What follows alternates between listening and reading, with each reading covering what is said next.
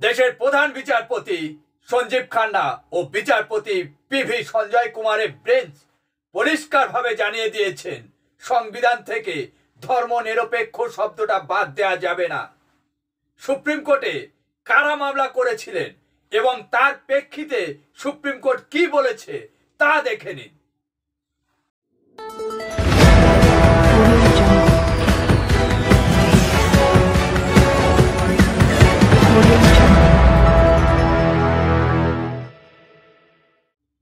সবাইকে শুভেচ্ছা ও ভালোবাসা জানিয়ে আমি আফতাব হালদার আজ শুরু করছি দেশের খবর।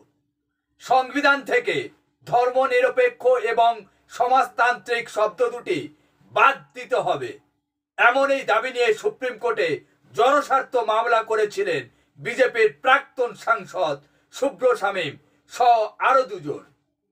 কিন্তু গত সোমবার 25শে নভেম্বরে শীর্ষ আদালত পরিষ্কারভাবে জানিয়ে দিল, এমন আবেদনের কোনো যুক্তি নেই।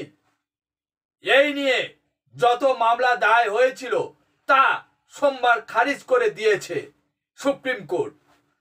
দেশের প্রধান বিচারপতি সঞ্জীব খান্না ও বিচারপতি পিভি সঞ্জয় কুমারের বেঞ্চ পরিষ্কারভাবে জানিয়ে দিয়েছেন, ৪০ বছর পর সংবিধানে এই ধর্মনিরপেক্ষ সমাজতান্ত্রিক শব্দ দুটি বাদ দেওয়ার মতো কোনো বৈধ বা ন্যায্য কোনো যুক্তি নেই।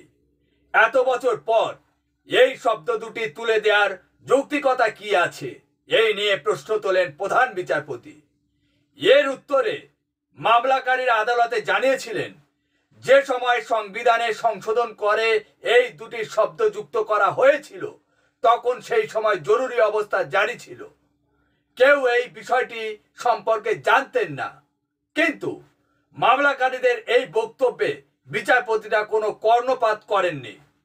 মামলাকারীরা এই বিষয়টা নিয়ে বৃহত্তর বেঞ্চে পাঠানোর জন্য আর্জি জানিয়েছিলেন, কিন্তু তাতে রাজি হননি প্রধান বিচারপতি। প্রধান বিচারপতি বলেন, সংবিধানের প্রস্তাবনা সংশোধনের ক্ষমতা আছে সাংসদদের হাতে।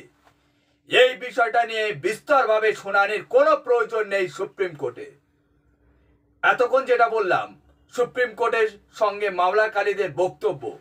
এবার আপনাদের বলবো ধর্মনিরপেক্ষ সমাজতান্ত্রিক শব্দ দুটো কখন সংবিধানে জোড়া হয়েছিল এবং কেন হয়েছিল।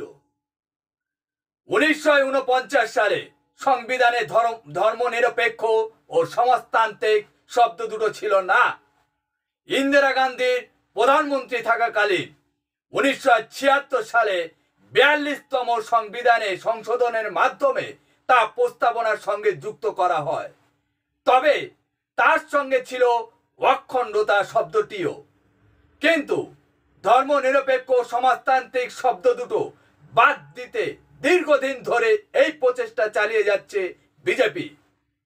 সেই কারণে শীর্ষ আদালতে জনস্বার্থ মামলা দায় করেছিলেন বিজেপির রাজ্যসভার প্রাক্তন সাংসদ শুভ্র শামীম। আইনজীবী অশ্বিনী উপাধ্যায় ও বলরাম সিং তাদের যুক্তি ছিল, সংবিধানের প্রস্তাবনা এভাবে সংশোধন করা যায় না। প্রধান বিচারপতি সঞ্জীব খান্নাও বলেন, সংবিধানের 368 ধারায় অনুযায়ী সংসদে এই প্রস্তাব সংশোধন করতে পারে। ফলে সেই সময় সংসদ যা করেছে তা খারিজ করা যায় না। বিচারপতিরা ধর্মনিরপেক্ষ ও সমাজতন্ত্রের অর্থ কি তারও ব্যাখ্যা করেছেন। বিচারপতিরা বলেছেন, বইয়ের পাতায় সমাজতন্ত্রের যে অর্থ লেখা আছে তা বাস্তবে একেবারেই আলাদা। এক্ষেত্রে কল্যাণকারী রাষ্ট্র বোঝানো হয়। এর ফলে সরকারকে কোনো বাধার মুখে পড়তে হয় না, বরং এর উপর ভিত্তি করে বিভিন্ন নীতি নির্ধারণ করে থাকেন।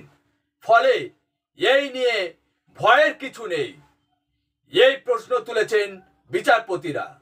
এখন প্রশ্ন হচ্ছে, বিভিন্ন ধর্মের মানুষ একই সঙ্গে বসবাস করছেন, বিভিন্ন ধর্মের মানুষের সঙ্গে সুসম্পর্ক রয়েছে, শান্তিপূর্ণভাবে সবাই মিলেমিশে আছেন।